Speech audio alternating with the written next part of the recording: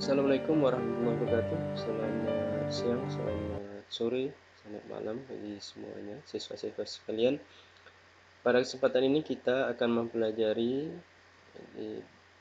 mata pelajaran sosiologi tentang komunitas dan kearifan lokal.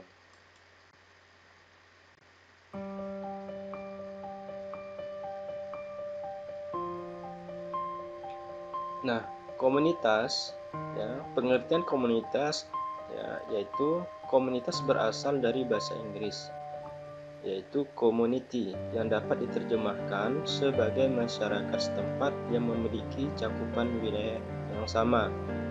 Anggota masyarakat setempat memiliki jalinan interaksi kuat dan persamaan kebudayaan.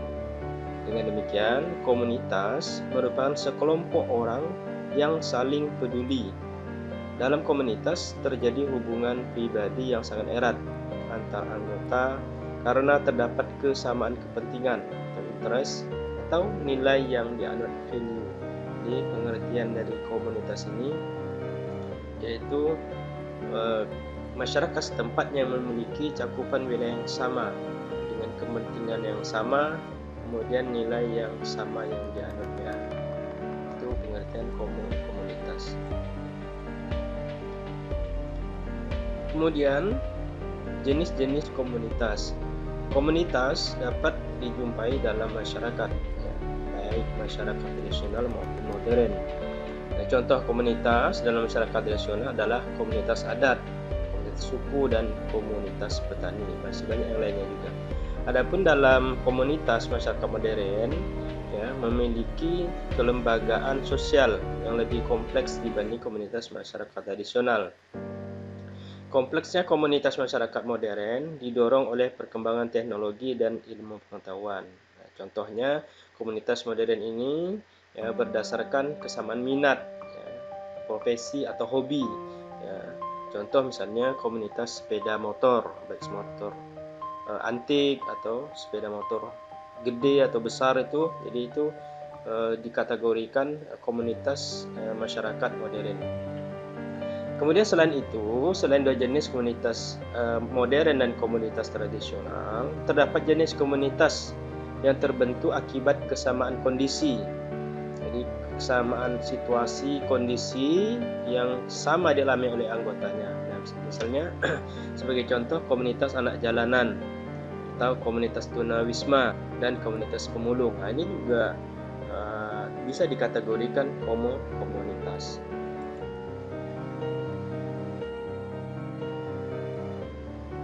Kemudian apa saja unsur-unsur komunitas? Dalam setiap komunitas, baik yang dibentuk dengan sengaja atau tidak, pasti memiliki unsur atau elemen.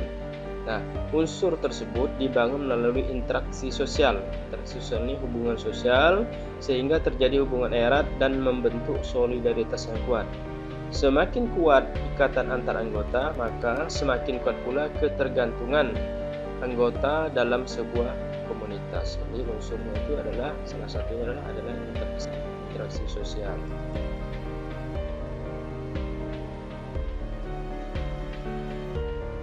Nah, menurut Surjono Sukanto dalam bukunya di tahun 2014 itu ada beberapa kategori unsur komunitas.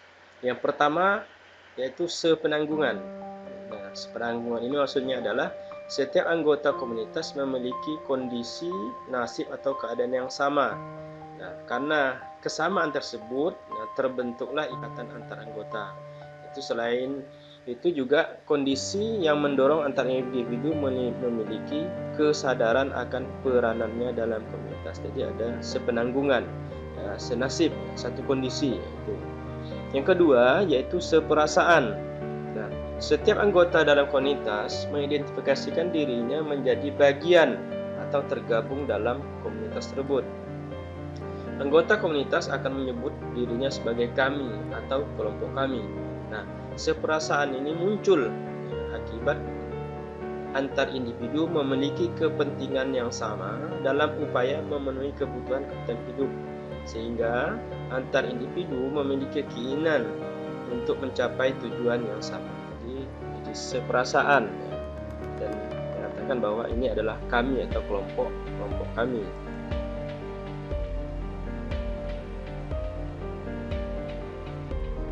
Nah, kemudian yang ketiga dari unsur-unsur komunitas menurut Sujono Sukanto ini yaitu saling memerlukan. Setiap anggota komunitas memiliki hubungan erat satu sama lain. Nah, kondisi ini mendorong timbulnya perasaan ketergantungan satu sama lain atau terhadap komunitas dalam memenuhi kebutuhan fisik dan psikologis. Nah, hubungan erat terbangun akibat proses interaksi antar individu dalam komunitas. Jadi karena adanya tadi sepenanggungan, ada seperasaan, maka timbullah yang unsur berikutnya ada yaitu saling memerlukan satu sama lain yang dalam komunitas itu. Jadi interaksi sosial antar individu itu sangat erat.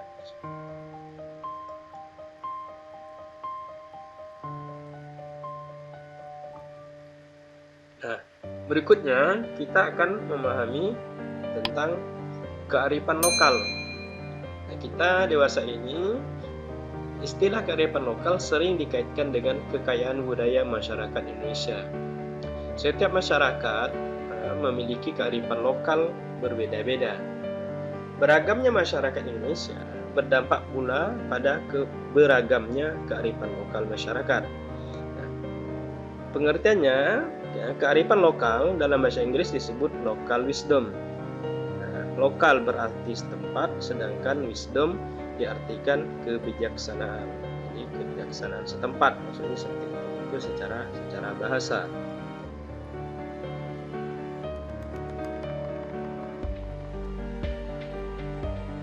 Nah, adapun pengertian kearifan lokal ya, dapat kita temukan ya, yaitu yang pertama Undang-Undang Nomor 32 Tahun 2009 tentang perlindungan dan pengelolaan hidup kearifan lokal yang diartikan sebagai nilai-nilai luhur yang berlaku dalam tata kehidupan masyarakat untuk melindungi dan mengelola lingkungan hidup secara lestari. Itu yang pertama kita dapat temukan pengertian kearifan lokal. Kemudian yang kedua yaitu menurut Sonny Krapp, ya, kearifan lokal adalah semua bentuk pengetahuan, ya, keyakinan, pemahaman, wawasan, dan adat kebiasaan atau etika yang menuntun perilaku manusia dalam kehidupan di dalam komunitas ekologis.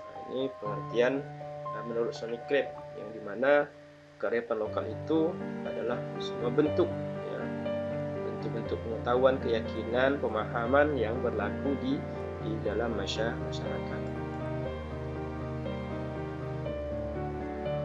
Sedangkan menurut Haidar Ali Ahmad, kearifan lokal merupakan tata aturan tidak tertulis yang menjadi acuan atau pedoman masyarakat yang meliputi seluruh aspek kehidupan, ya, hubungan antar sesama manusia, tata aturan yang menyangkut hubungan manusia dengan alam, ya, binatang, serta hubungan manusia dengan yang gaib. Nah, ini pengertian menurut Haidar Ali Ahmad.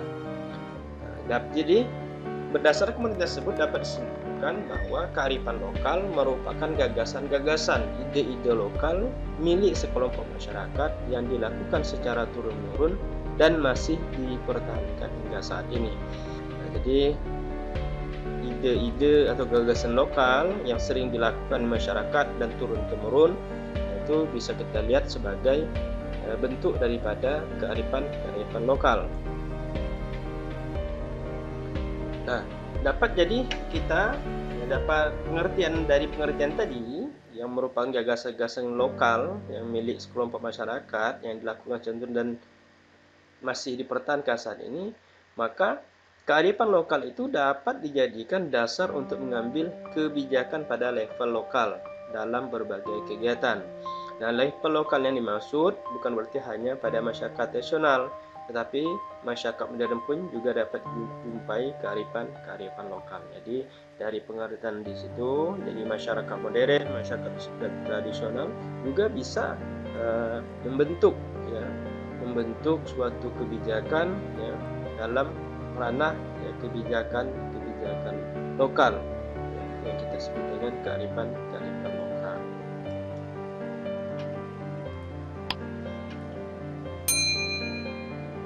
Kemudian yang B yaitu proses terbentuknya kearifan lokal. Nah, bagaimana terbentuknya kearifan lokal ini? Nah, kearifan lokal merupakan sebuah pengetahuan yang diketahui oleh masyarakat dengan alam, sosial, dan kondisi geografis lingkungannya atau disebut juga local knowledge.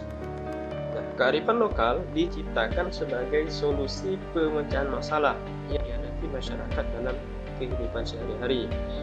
Nah, proses pengetahuan lokal ini, pengetahuan lokal menjadi kearifan lokal tidak dapat ditentukan waktunya. Kearifan lokal dapat bertahan selama terdapat warga yang masih menjaga dan menjalankannya. Jadi kebiasaan di masyarakat atau gaya masyarakat itu akan menjadi sebuah kearifan lokal apabila terus dilaksanakan atau dijaga, atau dilestarikan atau dilaksanakan oleh masyarakat itu sendiri.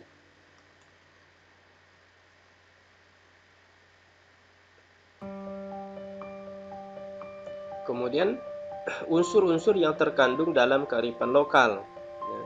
Kearifan lokal itu mencakup berbagai cara untuk bersikap, berperilaku, dan bertindak yang dituangkan dalam bentuk tata sosial atau peranata sosial dan diikuti oleh masyarakat. Ini menurut Robert Cibarani tahun 2014. Ini jadi kearifan lokal itu mencakup berbagai bentuk sikap, perilaku, dan tindakan yang dituangkan dalam bentuk tata sosial masyarakat. Dan secara umum unsur yang terkandung dalam kearifan lokal itu terdiri dari yang pertama pengetahuan lokal. Kearifan lokal diperoleh dari generasi sebelumnya. Jadi dia sebelum generasi yang hari ini sudah pernah ada kegiatan atau kearifan lokal yang dilakukan sebelumnya dan pengalaman masa kini. Jadi setiap masyarakat memiliki pengetahuan lokal terkait lingkungannya. Nah, pengetahuan lokal terkait perubahan dan siklus iklim, jenis flora dan fauna, kondisi geografis, demografis, serta sosiografi. Kemampuan masyarakat dalam beradaptasi dengan lingkungan sekitar, baik lingkungan alam maupun lingkungan sosial. Nah, inilah yang disebut atau menjadi bagian dari pengetahuan lokal. Contohnya, pengetahuan lokal itu ialah pengetahuan para nelayan tentang angin darat dan angin laut. Nah, nelayan ini memanfaatkan angin darat untuk berlayar ke tengah laut dan memanfaatkan angin laut untuk pulang melaut. Nah, ini contoh jadi pengetahuan dengan alam, keadaan alam.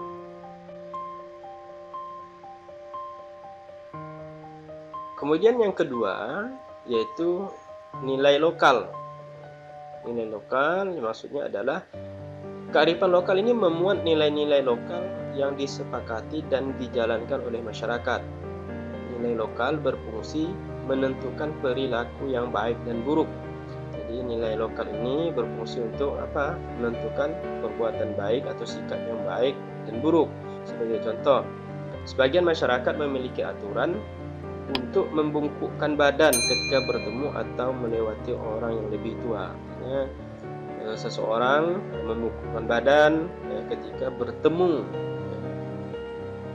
orang yang lebih tua, maka ia memberikan penghormatan seperti membungkukkan badannya. Ini disebut juga sebagai nilai-nilai lokal yang ada di masyarakat. Kemudian berikutnya adalah hukum lokal.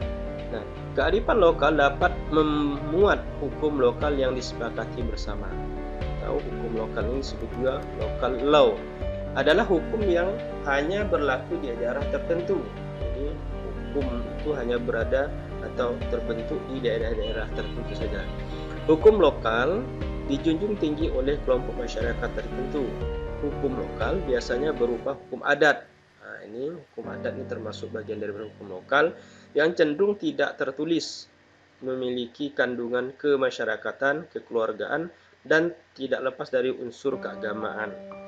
Kemudian hukum lokal juga menjadi salah satu wujud kearifan lokal karena melalui hukum tersebut masyarakat membuat aturan, himbauan, larangan, dan sanksi bagi anggota masyarakat.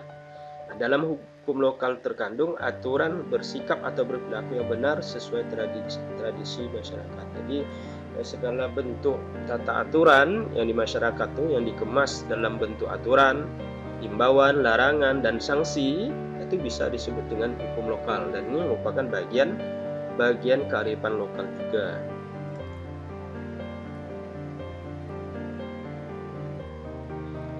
Nah, kemudian yang keempat ada yang disebut dengan keterampilan lokal. Kearifan lokal tidak hanya mengandung nilai dan pengetahuan lokal saja, tadi sudah kita sebutkan. Kearifan lokal juga mengandung kemampuan masyarakat dalam mengelola lingkungan alam dan sosialnya. Contoh, keterampilannya yaitu keterampilan lokal ada membatik atau batik. Nah, sebagian masyarakat Indonesia memiliki keterampilan dalam membuat batik. Jadi setiap daerah itu ada jenis-jenis atau nama daripada batik yang dibuat sebagai bentuk kerajinan. Kemudian yang kelima yaitu kepercayaan lokal. Nah, kearifan lokal juga mengandung unsur-unsur kepercayaan. Ya, kepercayaan lokal ini biasanya berkaitan dengan pemahaman spiritualis masyarakat lokal. Nah, disebut sebagai kepercayaan lokal karena kepercayaan tersebut hanya dipercayai oleh kelompok atau etnik tertentu. Kita sering melihat di masyarakat itu dari satu daerah ke daerah lain punya kepercayaan lokal yang berbeda-beda. Kepercayaan lokal muncul dan berkembang dalam masyarakat dari latar belakang kehidupan, tradisi, dan adat istiadat yang berbeda. Nah, contohnya misalnya kepercayaan lokal itu ada Kaharingan dalam masyarakat Dayak, Aluk Tadolo dalam masyarakat Toraja, Toletang dalam masyarakat Bugis, atau Kejawen dalam masyarakat Jawa. Nah, ini bentuk kepercayaan yang spiritualis masyarakat dari satu daerah ke daerah lain punya perbedaan.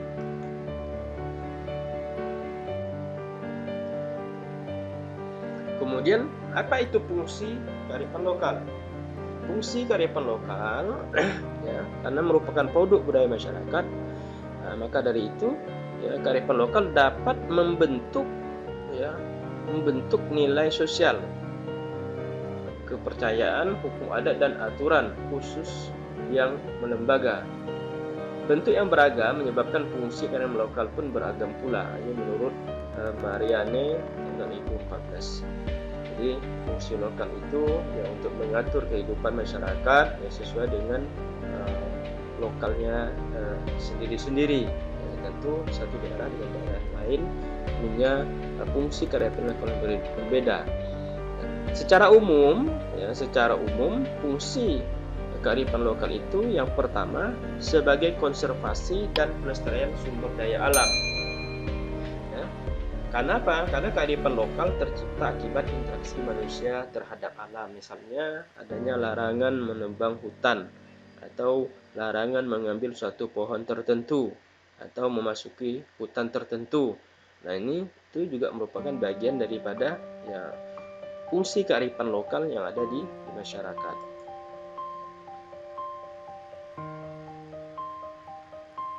Kemudian yang kedua, sebagai pengembangan sumber daya manusia. Kearifan lokal mendorong anggota masyarakat mempelajari pengetahuan baru dalam masyarakat. Jadi dengan demikian, anggota masyarakat diharapkan dapat menjalankan aturan, hukum, nilai, dan norma sosial yang berlaku di lingkungannya. Jadi dengan adanya kearifan lokal itu yang membuat kita masyarakat, anggota masyarakat yang baru atau generasi baru untuk mempelajari sumber daya manusianya, termasuk di dalamnya menjalankan aturan-aturan hukum sebagai manusia. Nah, sebagai contoh kearifan lokal ngayah di masyarakat Bali. Kemudian yang ketiga, fungsinya tadi adalah sebagai pengembangan kebudayaan dan ilmu pengetahuan. Karena kearifan lokal merupakan bagian dari kebudayaan suatu masyarakat, maka kearifan lokal merupakan pengetahuan yang teguh oleh masyarakat. Nah, karena mengingat kearifan lokal ini terbentuk secara trial and error serta melalui proses yang lama. Jadi sangat memungkinkan generasi berikutnya mengembangkan kearifan lokal sesuai dengan realitas kehidupan yang sedang dihadapi. Jadi kearifan lokal itu sendiri akan mengalami perkembangan sesuai dengan ilmu pengetahuan yang ada pada masyarakat. Maka terbentuknya kearifan lokal itu memerlukan waktu yang cukup lama.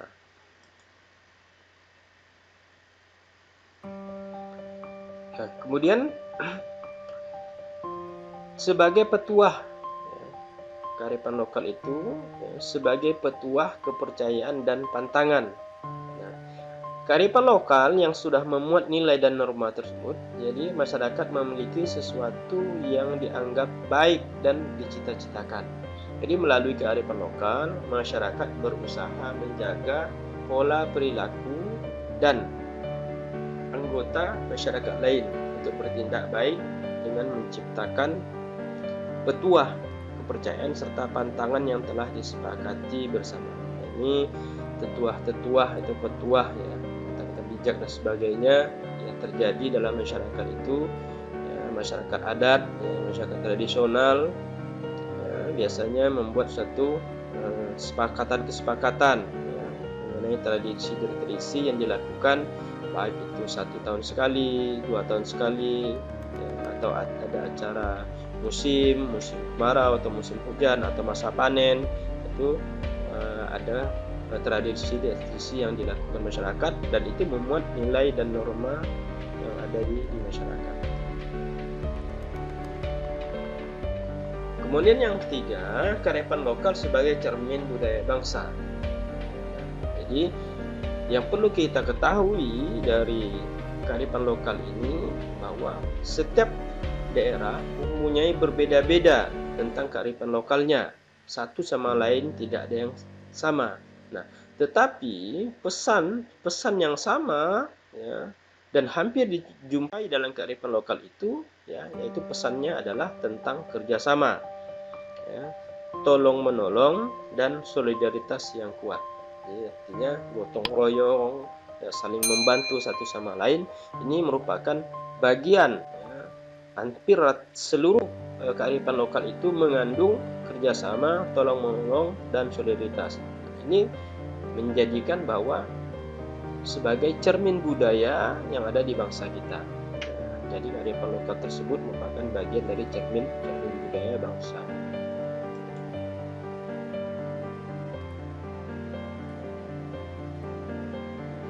Kemudian yang keempat, kearifan lokal dan kaitannya dengan program pemberdayaan komunitas di tengah pengaruh globalisasi.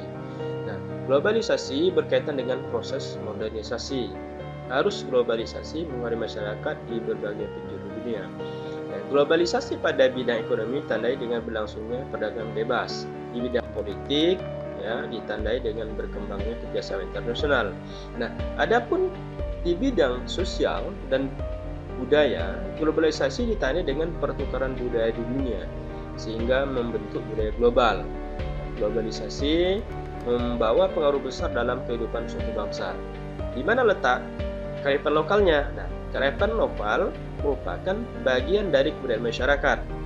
Maka kearifan lokal itu dibangun dari nilai sosial yang dijunjung dalam struktur sosial masyarakat. Nah, disinilah ada fungsi-fungsi ya, fungsi daripada kearifan lokal.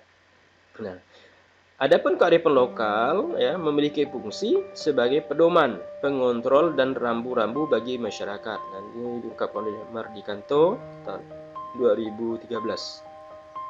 Nah, tidak semua yang ada dalam masyarakat disebut kearifan lokal. Nah, maka dia harus mempunyai unsur-unsur budaya yang berpotensi menjadi kearifan lokal. Nah, ini ada ciri-cirinya yang disebut oleh Marianne di tahun 2014 dalam bukunya di halaman 113. Yang pertama, ya, unsur budaya yang dapat berpotensi menjadi kearifan lokal ini yaitu mampu bertahan terhadap budaya luar. Nah, jadi adanya globalisasi ini, ya, kearifan lokal itu mampu bertahan atau tidak, atau malah hilang. Nah, kalau dia bertahan, maka dialah merupakan bagian atau ciri daripada kearifan lokal. Kemudian yang B, mampu mengakomodasi unsur-unsur budaya luar. Ini mampu akomodasi ini artinya kegiatan tradisi di masyarakat itu ya mulai berkembang. Ya. Jadi masyarakatnya menerima kebudayaan lain tapi tidak meninggalkan kebudayaan yang lama. Jadi diakomodasi. Kemudian mampu mengintegrasikan unsur budaya luar dan budaya asli. Ini mengintegrasikan, menyatukan, ya, mengkolaborasi ya, unsur budaya luar dan budaya asli.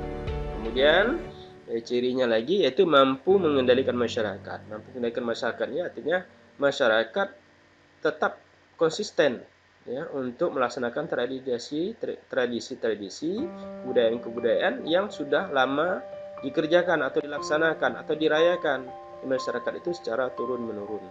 Kemudian yang bagian terakhir yaitu memberi arah pada perkembangan budaya. Nah, ini kearifan lokal ini tentu sesuai dengan zamannya, dia akan terus berkembang dan harus mampu dan terus dijaga serta dilestarikan. Maka itu sebagai ciri-ciri daripada kearifan lokal. Nah, baiklah untuk selanjutnya yaitu penggunaan kearifan lokal dalam pemberdayaan komunitas tidak hanya sebagai bentuk upaya memberdayakan masyarakat semata, tetapi menyelamatkan kearifan lokal itu sendiri.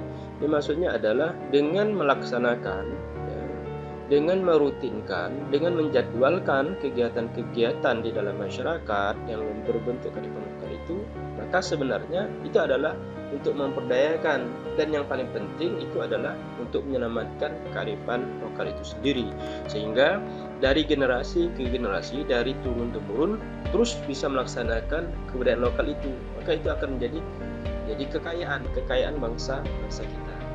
Nah, maka pada era globalisasi ini budaya modern ya, sudah menggerus kearifan lokal di masyarakat. Contohnya beberapa gaya hidup modern yang berpijak pada hedonisme dan materialisme berpotensi menggeser eksistensi kearifan lokal. Ini misalnya ya kalau kita sekarang ini misalnya masakan serba instan dan sebagainya, nah, itu membuat biasanya adanya pergeseran kebiasaan lokal, di mana kalau masyarakat lokal, kearifan lokal itu ya makan bersama, ya masak terlebih dahulu, dimasak bersama-sama dan sebagainya. Ya, di situ ada unsur-unsur gotong royong, kerjasama, ada solidaritas dan sebagainya. Ini kalau tidak dipertahankan maka akan tergerus oleh globalisasi. Maka untuk mempertahankan kearifan lokal itu ya harus dilaksanakan atau dijaga kelestariannya ya secara turun-menurun ya dari satu generasi ke generasi berikutnya. Nah, ini pengertian daripada kearifan lokal. Nah, jadi untuk komunitas dan kearifan lokal ini merupakan bagian tak terpisahkan di dalam sosiologi ini, maka harus dipelajari dan dipahami secara menyeluruh ya, daripada pembelajaran sosiologi. Mungkin ini saja pembelajaran kita kali ini tentang komunitas dan kearifan lokal. Selamat belajar, semoga bisa menambah wacana, mempermudah pembelajaran. Sampai ketemu pada video pembelajaran berikutnya. Assalamualaikum warahmatullahi wabarakatuh. Selamat sore, selamat malam, dan selamat pagi.